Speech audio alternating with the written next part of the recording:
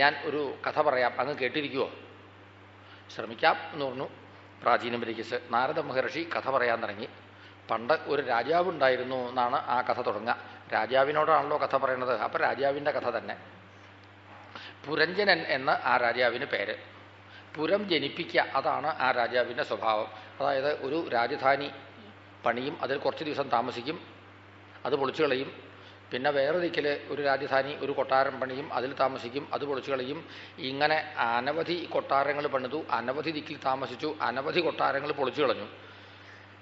അങ്ങനെ ഇരിക്കെ ഹിമാലയത്തിൻ്റെ തെക്ക് വശത്ത് നല്ല മനോഹരമായ ഒരു കൊട്ടാരം അദ്ദേഹം കണ്ടെത്തി. അത് 2 കാലുമ്പൽ കെട്ടിപ്പടുത്തിട്ടുള്ളതാണ്.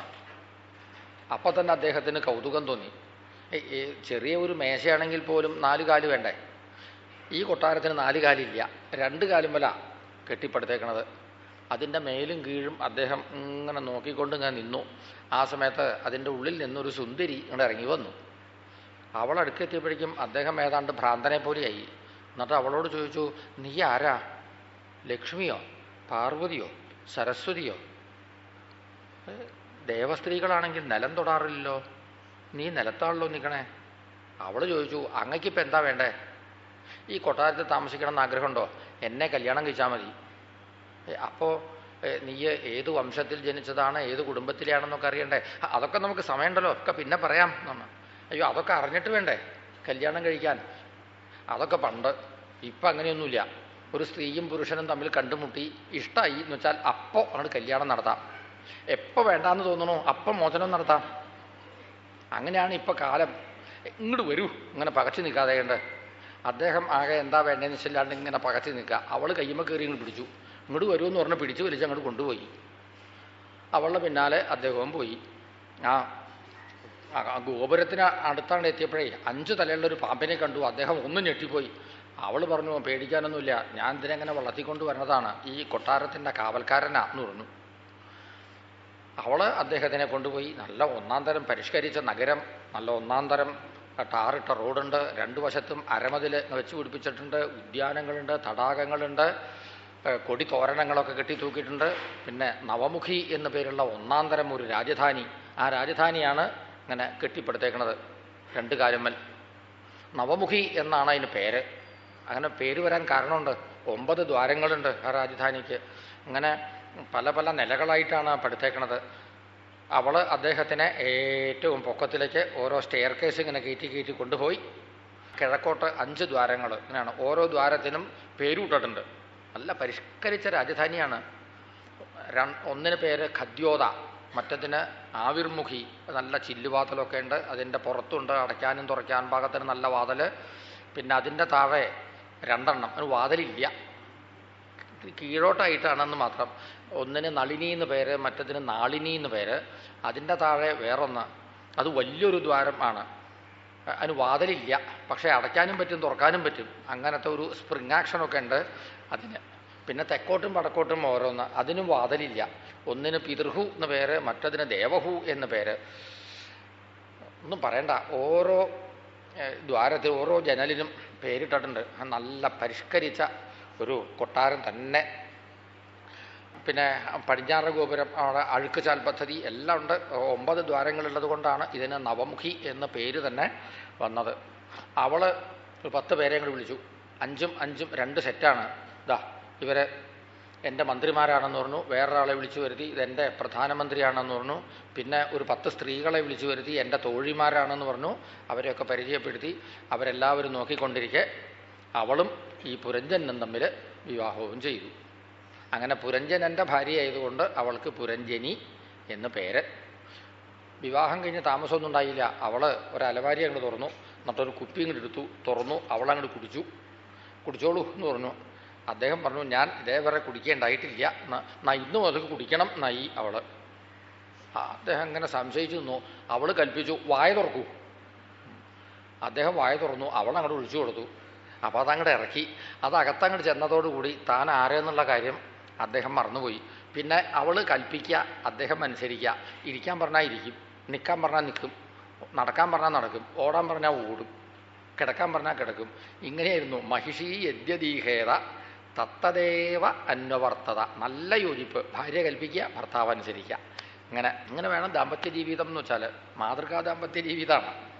ഇടയ്ക്ക് വൈകുന്നേരം ആകുമ്പോൾ ഇവള് കുളിയൊക്കെ കഴിഞ്ഞ് പൊട്ടൊക്കെ തൊട്ട് ഭർത്താവിൻ്റെ കൈ പിടിച്ചുകൊണ്ട് ഒരു ഒരു ഒരു ഒരു ഈവനിങ് വാക്കിന് പോകലുണ്ട്.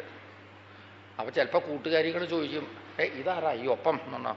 അപ്പോൾ എൻ്റെ പശു എന്ന് പറയും. പശു എന്ന് പറഞ്ഞാൽ സംസ്കൃതത്തിൽ വിഡ്ഢി എന്നർത്ഥം. എൻ്റെ വിഡ്ഢി എന്നാ പറയുക ഭർത്താവിനെ പറ്റി. അങ്ങനെ ആ പുരഞ്ജന ദമ്പതിമാർ സുഖമായിട്ട് അങ്ങോട്ട് ജീവിച്ചു. അതിനിടയ്ക്ക് 50 വയസ്സ് കഴിഞ്ഞു അദ്ദേഹത്തിന്, 60 വയസ്സ് കഴിഞ്ഞു, ഷഷ്ടിപൂർത്തിയും സപ്തതിയും ഒക്കെ കഴിഞ്ഞു. അങ്ങനെ ഇരിക്കെ ഈ കൊട്ടാരത്തിന് ആക്രമണം വന്നിടങ്ങി. അയൽവക്കത്തുനിന്ന് ഒരു ഏറ്റവും മുകൾ ഭാഗത്ത് നല്ല ചട്ടിയിൽ ധാരാളം കറുത്ത ചെടിയൊക്കെ വെച്ച് പിടിപ്പിച്ചിട്ടുണ്ടായിരുന്നു. നല്ല മനോഹരമായ ചെടി. പതിവായിട്ട് അവിടെ ചെന്ന് നോക്കും. എന്നിട്ട് ചിലപ്പോൾ ചിലതിന് നീളം കൂടിയിട്ടുണ്ടെങ്കിൽ കത്തിരയെടുത്ത് നല്ലോണം വെട്ടി വെട്ടി വെട്ടി ഭംഗിയാക്കും. ഇങ്ങനെയാണ് പതിവ്. ഒരു ദിവസം ടെറസിൻ്റെ മുകളിൽ കയറി നോക്കിയപ്പോഴേ കറുത്ത ചെടി ചിലത് കാണാനില്ല. അവിടെ വെളുത്ത ചെടി വെച്ച് പിടിപ്പിച്ചിരിക്കണം ആരോ. അങ്ങനൊരു വക. പിന്നെ കുറച്ച് ദിവസം കഴിഞ്ഞ് പിന്നെ രണ്ടാമത്തെ ഒരു ദിവസം ചെന്ന് കയറിയപ്പോൾ അവിടെ ചട്ടിയില്ല, ചെടിയില്ല, ഒന്നുമില്ല. അങ്ങനൊരു വക. എന്നാൽ സാമാന്യത്തിലേറെ ബുദ്ധിമുട്ടി അദ്ദേഹം. എന്നാലും അയൽവക്കത്തുള്ള ആളുകളോടൊക്കെ കുറേയൊക്കെ പ്രതിരോധിച്ചും കൊണ്ട് അദ്ദേഹമൊക്കെ കഴിച്ചുകൂട്ടി. അതിനിടയ്ക്ക് അദ്ദേഹത്തിന് രണ്ടാമതും ഒരു കല്യാണം വന്നു പെട്ടു. കല്യാണം കഴിക്കണം എന്ന് വിചാരിച്ചിട്ട് ചെയ്തതല്ല കേട്ടോ. അക്കാലത്ത് ഒരു പെൺകിടാവ്, ദുർഭഗ എന്നാണ് അവൾക്ക് പേര്, അവൾ ഒരു പുരുഷനെ കല്യാണം കഴിച്ചാൽ ഒരാഴ്ചക്കകം അയാൾ ചാവും. ഇങ്ങനെയായിരുന്നു അവളുടെ തലയിലെഴുത്. അനവധി പുരുഷന്മാരെ അവൾ കല്യാണം കഴിച്ചു, അവരൊക്കെ ചത്തുപോയി. പിന്നെ പിന്നെ ഇവൾ വരണ കണ്ടാൽ പുരുഷന്മാർ ഓടും എന്നുള്ള മട്ടായി. അവൾ മാലയും കൊണ്ട് ഇങ്ങനെ നടക്കും. അങ്ങനെ സൗകര്യത്തിന് ഏത് പുരുഷനെയാണ് കിട്ടിയതെന്ന് വെച്ചാൽ കഴുത്തിൽ മാലയും കൊണ്ടിടും. ഇപ്പോൾ പുരഞ്ജനൻ എന്ന രാജാവിനെയാണ് അവൾക്ക് കിട്ടിയത്. കഴുത്തിൽ മാലയും കൊണ്ട് ഇട്ടു. ഞാൻ അങ്ങയുടെ ഭാര്യയാണ് എന്ന് പറഞ്ഞ് ഒപ്പം അങ്ങോട്ട് കൂടി. അതോടുകൂടി അദ്ദേഹത്തിൻ്റെ ആദ്യത്തെ ഭാര്യ ഉണ്ടല്ലോ പുരഞ്ജനി, അവൾക്ക് ആ കൊട്ടാരത്തിൽ ഒരു സ്ഥാനമില്ലാതെ കണ്ടായി. അവളൊരു മുറിയിൽ ഒളിച്ചിരിപ്പായി. അദ്ദേഹത്തിനാണെങ്കിൽ ആ ആദ്യത്തെ ഭാര്യയോടായിരുന്നു അധികം ഇഷ്ടം. അവർ രണ്ടുപേരും കൂടി ഒരു മുറിയിൽ ഒളിച്ചിരുന്ന് വർത്തമാനം പറഞ്ഞുകൊണ്ടിരുന്നു. അതേസമയം ഈ രണ്ടാമത് വന്നു കയറിയ ദുർഭഗ എന്ന രണ്ടാം കല്യാണക്കാരിയോ ഇപ്പോൾ കൊട്ടാരം മുഴുവനും അവളുടെ അധീനത്തിലാണ്. അവൾക്ക് കുറച്ച് സുഹൃത്തുക്കളൊക്കെ ഉണ്ട്.